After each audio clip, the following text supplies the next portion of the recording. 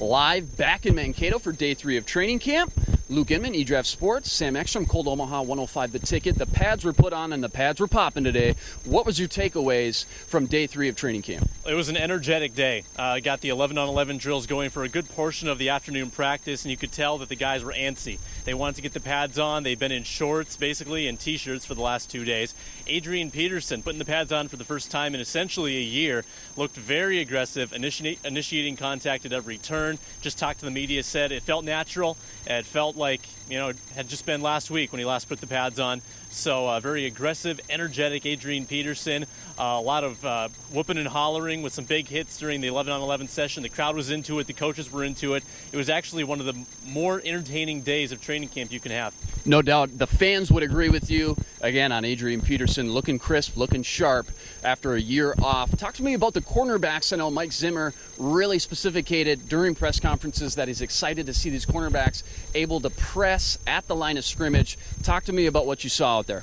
Well, Zimmer said yesterday it was ridiculous that the corners weren't allowed to participate in press coverage. It's a clause in the CBA. They couldn't put pads on. They can't press until they have pads on. So today was really the first day he could coach them up as he wants to. And you could tell out on the practice field, Zimmer was into it 100%. The defensive backs are his baby, and he was really getting into the ear of Jabari Price, Terrence Newman, his protege, Trey Waynes. Zimmer was coaching them up at every turn. They were matched up against Mike Wallace, Charles Johnson out there on the edge. You could see Zimmer trying to get them to reroute, trying to get them to execute proper footwork. Just really fun to watch Zimmer working closely with these younger guys.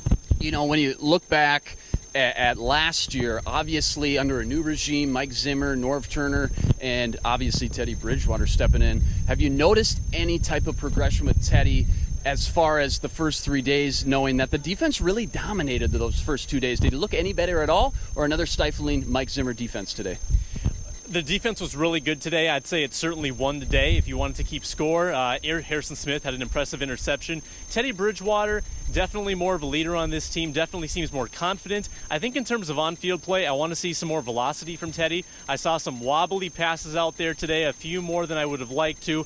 I think from what you hear from the coaches, the defense is usually ahead at this stage. The offense still figuring things out, so don't panic yet, but still room left to grow for Teddy in the offense in North Turner's group. 11 practices to go, 3 down.